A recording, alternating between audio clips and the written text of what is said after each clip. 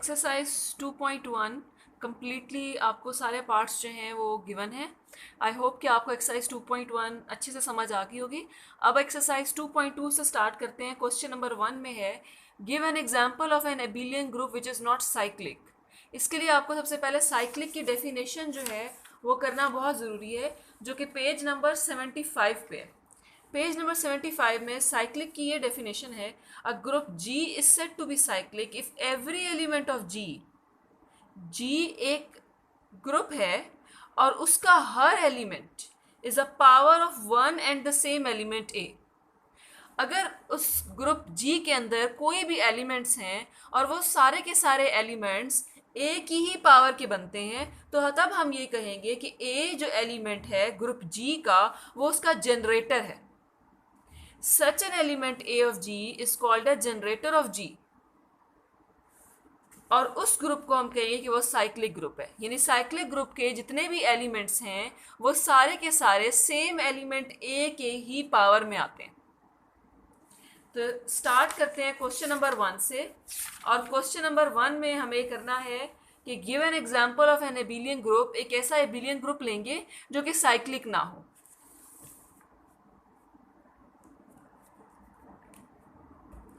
अब यहाँ पे जो ग्रुप मैं लेने लगी हूँ वो सेट ऑफ रैशनल नंबर्स है।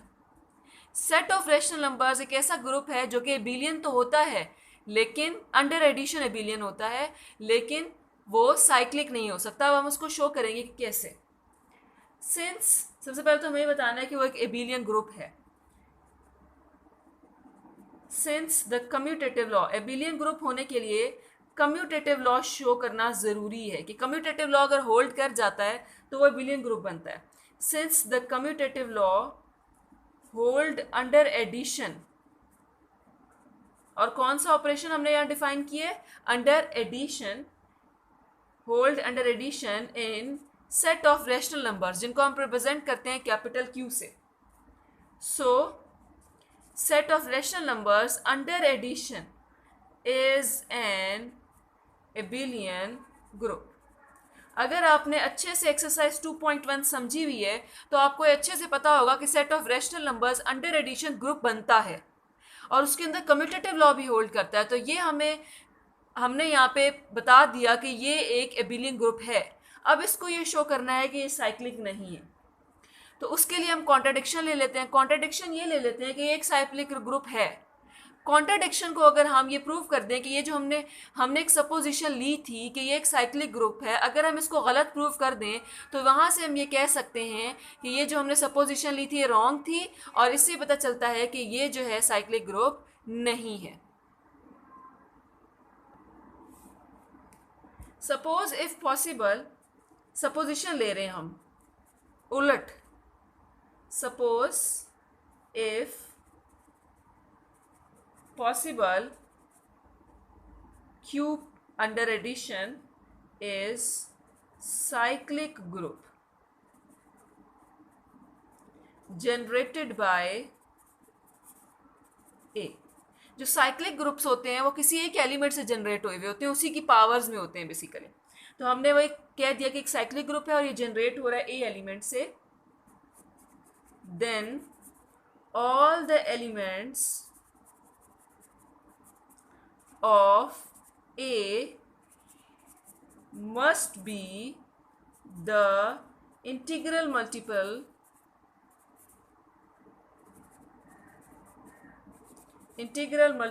of A। तब हम ये कह सकते हैं कि all the elements of this group, यहाँ हम लिखते हैं ग्रुप, A नहीं आएगा, group. then all the elements of that group must be the integral multiple of A। यानी कि इस हमने साइक्लिक ग्रुप कंसिडर कर लिया है। जब साइक्लिक ग्रुप ले लिया तो उसका मतलब ये है कि उसके जितने भी एलिमेंट्स होंगे वो सारे के सारे A के ही इंटीग्रल मल्टीपल होंगे। अच्छा, सिंस इसका ये मतलब है कि A इसका जनरेटर है। Since A is the generator off the set of rational numbers, ये जो Q हमने लिया है इसको हम सेट ऑफ रैशनल नंबर्स बोलते हैं, सेट ऑफ रैशनल नंबर्स। सो अब ए इसका जनरेटर है, तो इसका मतलब है ए इटसेल्फ भी रैशनल नंबर ही होगा, क्योंकि वो इसी में से ही आ रहा है, ग्रुप में से. So A must be itself a rational number, तभी तो वो उस ग्रुप के अंदर है. इसका मतलब है, हम ले लेते हैं, लेट कर लेते हैं ए जो एलिमेंट है वो पी ओवर क्यू की फॉर्म में है. एक रैशनल नंबर लेना है ना हमने, तो पी ओवर क्यू ले लिया. और जो पी और क्यू हैं ये इंटीजर से बिलोंग कर रहे हैं. सेपरेटली पी और क्यू जो हैं वो इंटीजर से बिलोंग करते हैं. और q can not be equals to zero. अगर क्यू जीरो हो जाए तो ये कॉम्प्लेक्स नंबर में आ जाता है, अनडिफाइंड टर्म्स आ जाती हैं. सिंस अब हम ले लेते हैं 1/2q ले लेते हैं. Since 1/2q is a rational number, p over q की फॉर्म है ना ये भी. Since 1/2q is a rational number, so it must be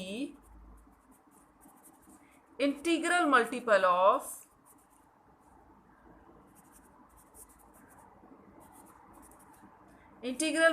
of element a. अब जब हमने ये ले लिया है कि ये एक रैशनल नंबर है और उसी ग्रुप में से है, तो इसका मतलब यही है ना कि ये ए का इंटीग्रल मल्टीपल है, क्योंकि साइक्लिक ग्रुप के अंदर जितने भी एलिमेंट्स होंगे वो ए के इंटीग्रल मल्टीपल होंगे. इसका क्या मतलब हुआ?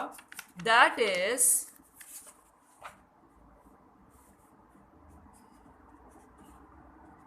देयर एग्जिस्ट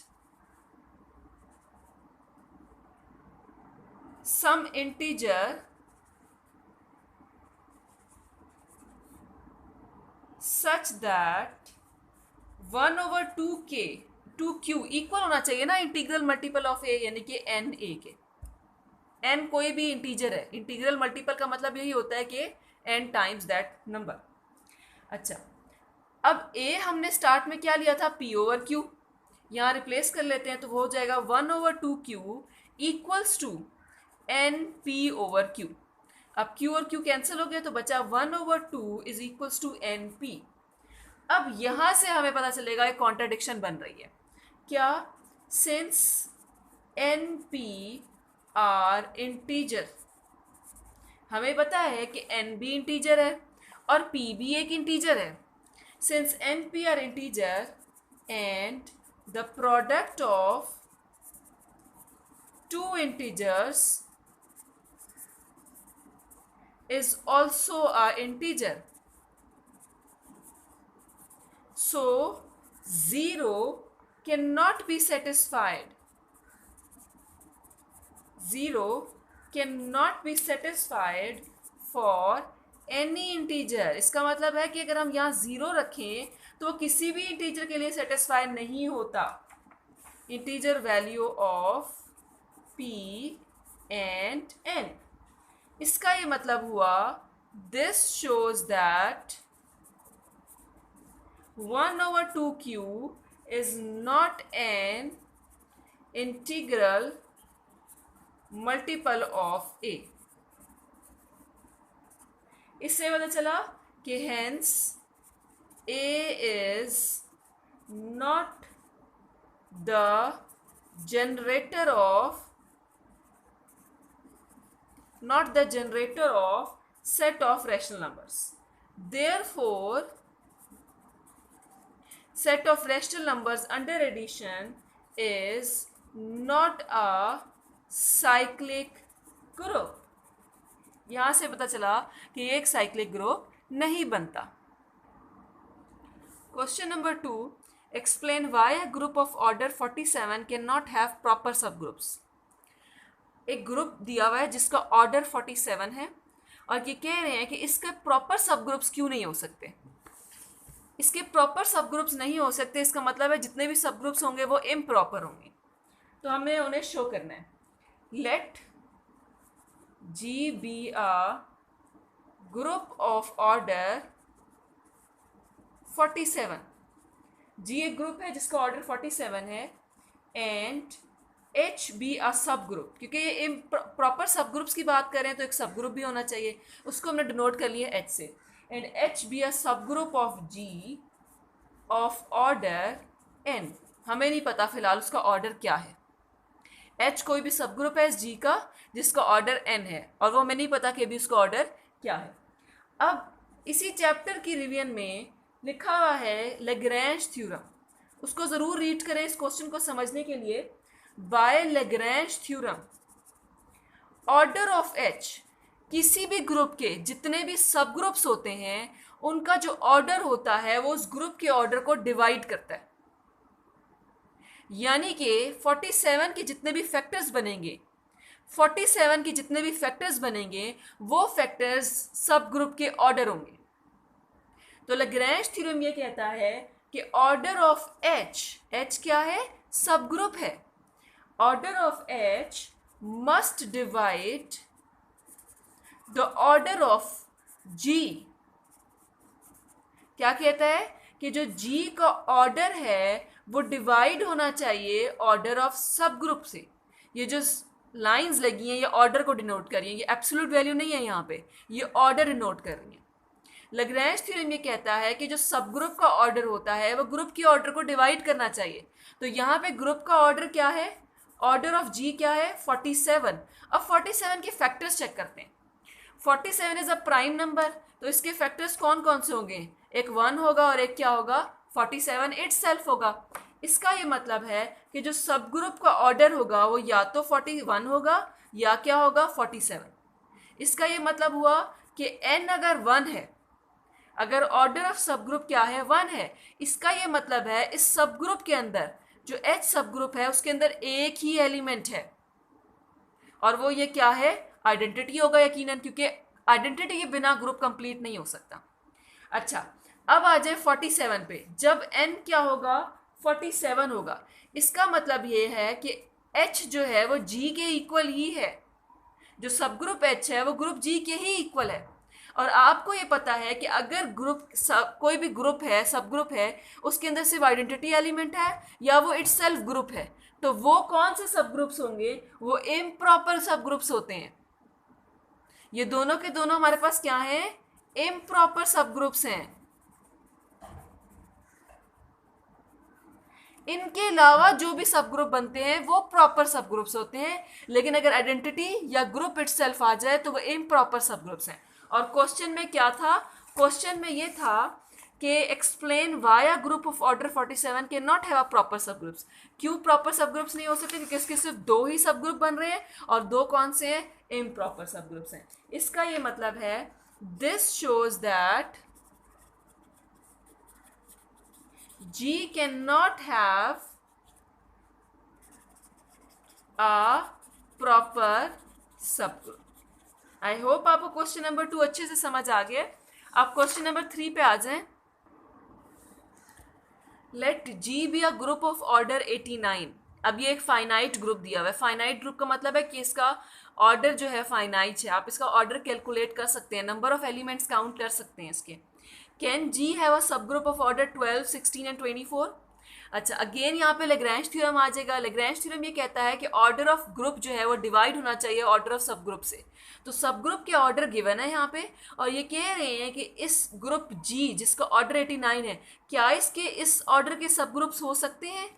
अच्छा, अगेन हम लैग्रेंज थ्योरम यूज करेंगे। यहाँ पे जी का ऑर्डर है हमारे पास 89, और जो सब ग्रुप्स के ऑर्डर दिए हुए हैं वो 12, 16 और 24 है। अब अगर देखा जाए कि 18 can not be divided by 12, 89 can not be divided by 16 completely, 89 can not be divided by 24 as well. इसका ये मतलब हुआ कि बाय लैग्रेंज थ्योरम, यहाँ पे थ्योरम जरूर मेंशन करना है, by Lagrange theorem order of group, order of G must divide order of H subgroup, since none of 12, 16 and 24 divide 89, so G cannot have subgroups of order 12, 16 and 24.